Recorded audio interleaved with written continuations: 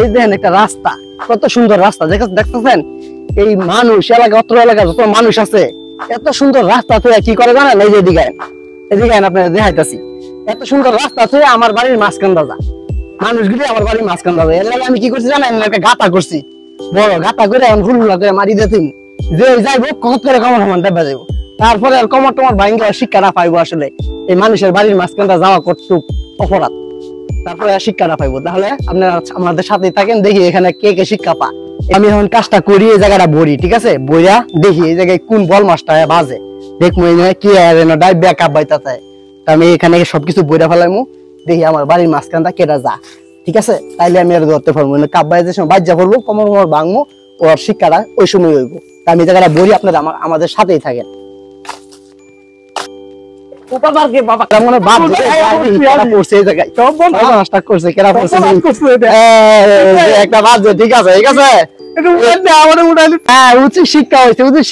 আমি এত সুন্দর একটা রাস্তা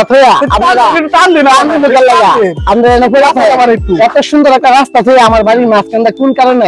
আমি তো আপনাদেরকে এমন শিক্ষা দেওয়ার লাগে এই জায়গায় গর্তটা করছি যেন আপনাদের মতো মানুষ এখানে ঠাস করে পয়লা কমার সময় ভাঙ্গা যায়। কারণ ওই সাইডে একটা রাস্তা আছে, রাস্তা থেকে কেউ বাড়ির মাঝখানটা যা, আপনার উচিত শিক্ষা দিছি আমি এই কারণে।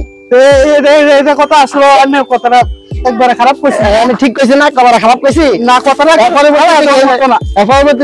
এদিক যাওয়ার মতো না। আমার কথা বুঝেন, আমরা তো মনে করছিলাম আপনারা কেউ থাকেন না, বাড়ি ঘরে থাকেন না, দেশের বাইরে প্রবাসে থাকেন, যাকে এটা লাগে সেই রাস্তার একটু টেক্কাটা বেশি হয় দেখে আমরা এই রাস্তা। কিন্তু বাড়ির মাঝখানটা তো যাওয়া ঠিক না, যাওয়া ঠিক না। না, এটাতে আমরা ভুলেছে নাকি?